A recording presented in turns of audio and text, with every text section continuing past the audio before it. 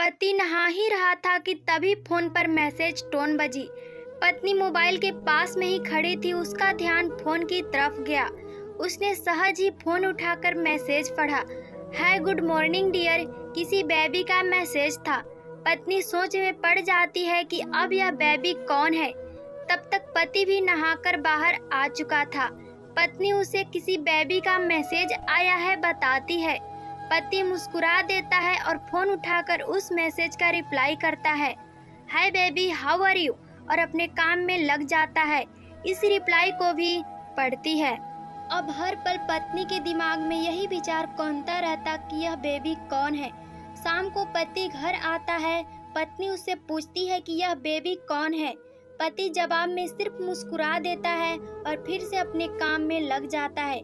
2-3 दिन बीत जाते हैं। उन बेचारों ने अभी तक पत्नी का पीछा नहीं छोड़ा था और फिर से पति के मोबाइल पर फिर एक बार बेबी का मैसेज आता है, आज मिलोगे कि नहीं, तुम्हारी बहुत याद आ रही है। इस मैसेज ने आग में घी डालने का काम किया। पत्नी का शक और भी ज्यादा पक्का हो गया। बीच बीच में ऐसे मैसेज का आदान प्रदान होता रहता है और पत्नी के मन में शक की जड़ें और भी गहरी होती गई। पति पूछने पर भी जवाब में सिर्फ मुस्कुरा देता और कुछ नहीं कहता। यह शक गुस्सा बनकर तब ज्वालामुखी की तरफ फट पड़ता जब एक दिन उसे अपने पति के जेब में सिनेमा की 2 टिकट मिलती है। पत्नी अपने पति से बहुत झगड़ती है। पति उसे समझाने की कोशिश करता है लेकिन वह कोई भी बात सुनने को तैयार नहीं है। पति को भी उस पर गुस्सा आ जाता है और यह झगड़ा और भी ज्यादा बढ़ जाता है। गुस्से में पति घर से बाहर निकल जाता है। पत्नी का गुस्सा पति से कई गुना ज्यादा है। तुरंत वो अपना सारा सामान पैक करती है, एक चिट्ठी लिखती है कि मैं मायके जा रही हूँ हमेशा के लिए, और पति का घर छोड़कर चली जाती है। गुस्सा शांत होने पर जब पति घर आता है तो चिट्ठी पढ़कर उसके होश उड़ जाते हैं। 10 दिन बीत जाते हैं और गांव के उस घर पर डोरबेल बजती है जहां पत्नी रहने चली गई है। पत्नी दरवाजा खोलती है। दरवाजे पर 10 साल की एक छोटी बच्ची हाथों में चिट्ठी लिए खड़ी है। वह पत्नी को वह चिट्ठी देती है। बच्ची से वह चिट्ठी लेकर पत्नी चिट्ठी खोलकर पढ़ती है, डियर वाइफ, जिस बेबी की वजह से हम दोनों में इतने झगड़े हुए और तुम हमारा घर छोड़कर यहाँ चली आई, यह बच्ची जो अभी तुम्हारे सामने खड़ी है वह वही बेबी है। अनाथ आश्रम की एक प्यारी बच्ची। इसी के साथ मैं बातें करता था, सिनेमा जाता था। पहली बार जब तुमने बेबी के बारे में पूछा था तो मैंने जानबूझकर तुम्हें नहीं बताया था। सोचा था थोड़ा मजाक करता हूँ, देखता हूँ तुम कैसे रिएक्ट करती हो। लेकिन मैंने यह कभी नहीं सोचा था कि तुम्हारा शक इतना बढ़ जाएगा कि तुम घर ही छोड़ दोगी। हाँ, सबसे जरूरी बात, यह जो बेबी है वह किसी और का नहीं बल्कि तुम्हारी ही बेटी है। रुको, अपने आप को संभालो और आगे की बात ध्यान से पढ़ो। हमारे शादी के 2 साल पहले की यह बात है।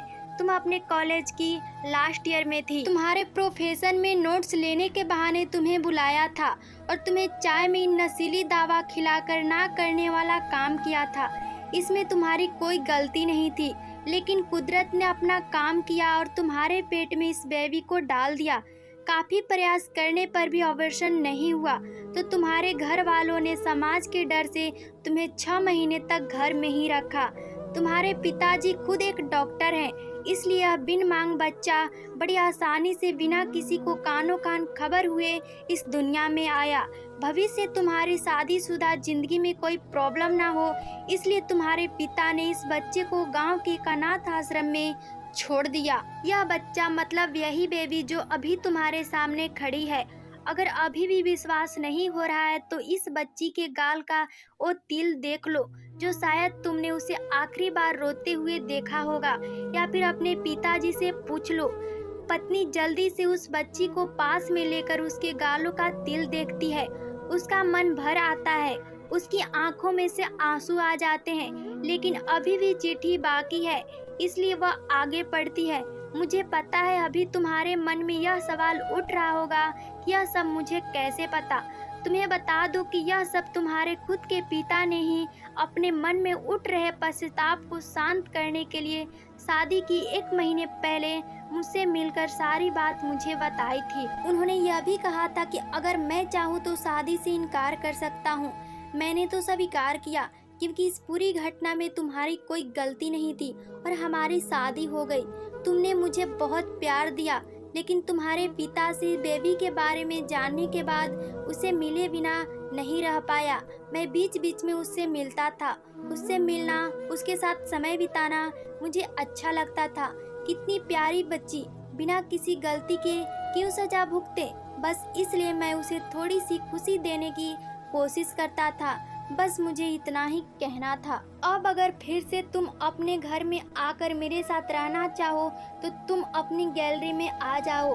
तुम्हारा और सिर्फ तुम्हारा डियर पति। बिना एक क्षण की भी देरी किए पत्नी दौड़कर गैलरी में पहुंची और रास्ते में उसका पति एल खड़ा था।